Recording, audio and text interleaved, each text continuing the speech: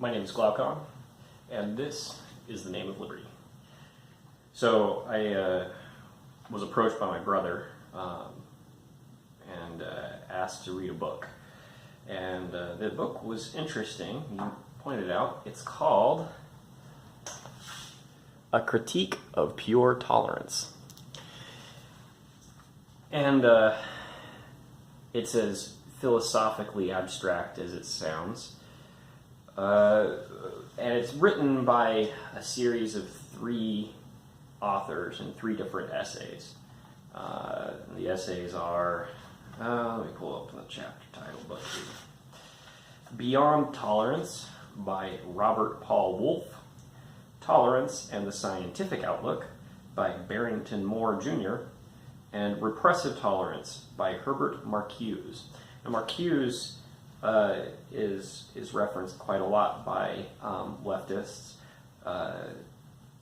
and repressive tolerance is, you'll probably have heard that buzzword. I've heard it a few times from the mouths of particularly Antifa leaders or Black Lives Matter people with a radical race agenda or a radical change agenda, that they have to have this repressive tolerance, that we can't, it's not just enough for us to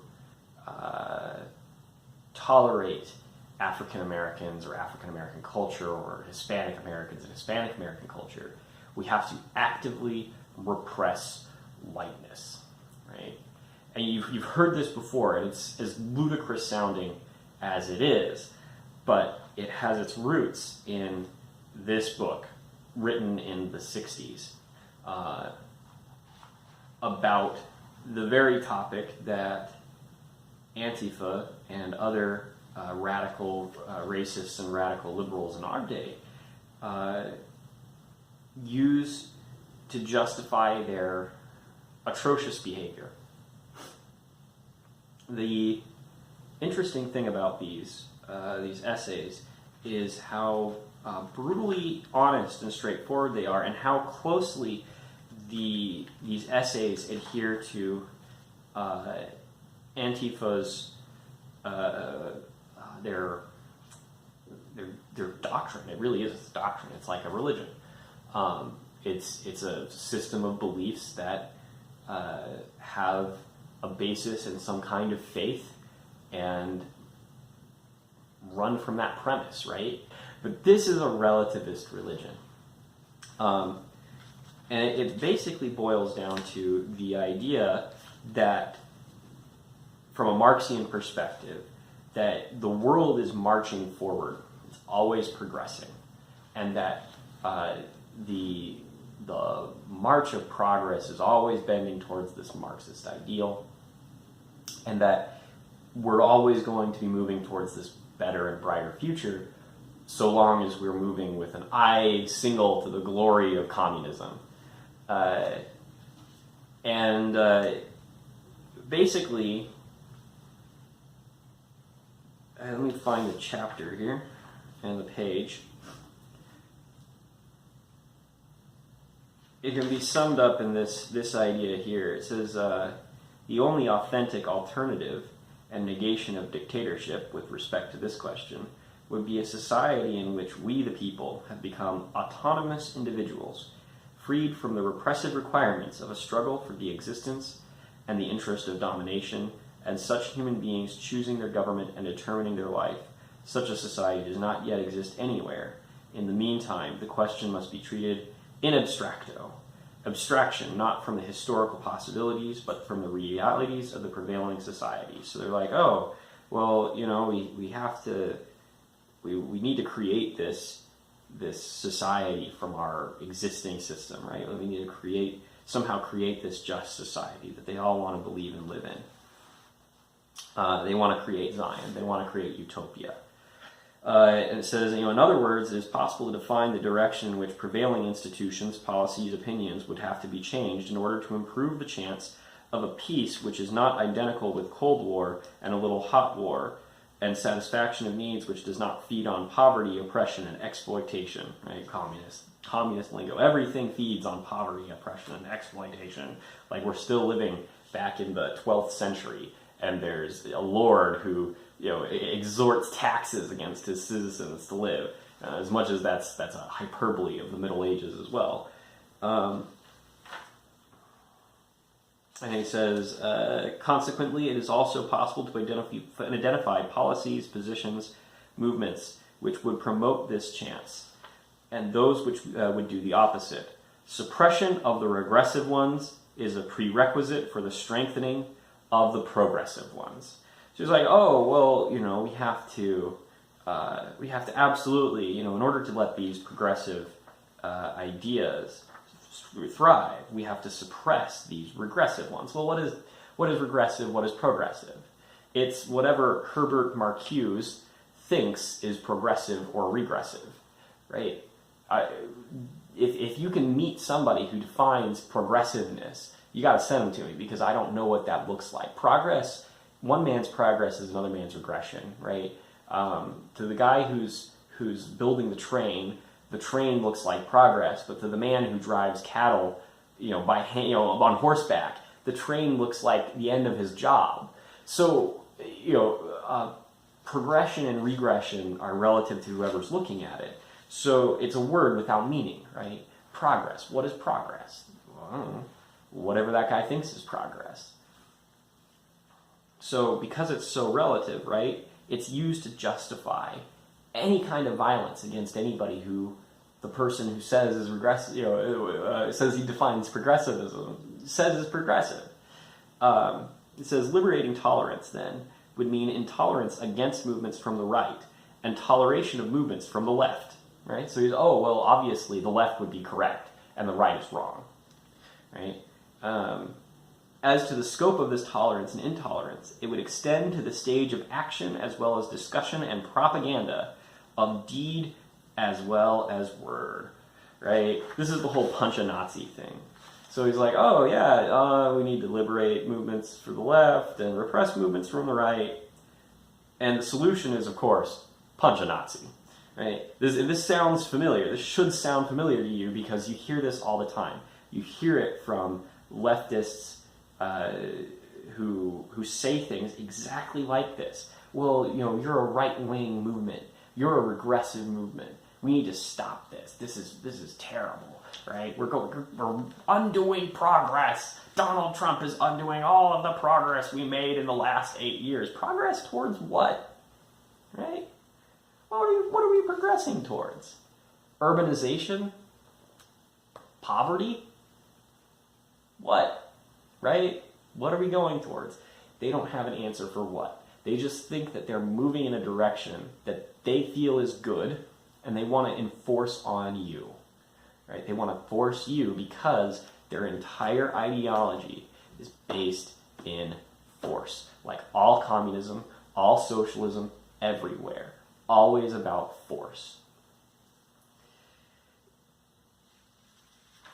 One of the things that I've talked a lot with my brother about, and I think that this book has brought up, is how terrifying utopia is. The idea of utopia is pretty much ubiquitous among all moral conversations. Everybody thinks, well, if everybody were a good person, then we would live in utopia, right? Obviously, we don't live in a utopia, so the question is why? Well, a religious person will tell you the reason why we don't live in utopia is sin. People make bad decisions give us consequences. An Antifa person will give you a similar answer. Well, the reason why we don't have utopia is because of the original sin of white supremacy. And they'll cite you some crazy bullcrap about the noble savage of the Marxian ideal. The Native Americans had no property and they had held all the land in common. They were peaceful and lived off the land while they were murdering and slaughtering each other. It's the thing that they don't mention. The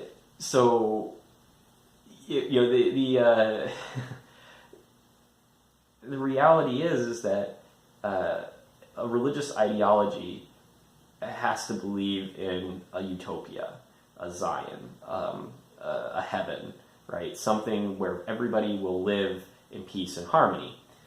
And And religious people can get away with this because, we think, well, obviously that will only happen when when God comes, right? God comes to set up his kingdom. God brings righteousness to the earth, personally in most cases.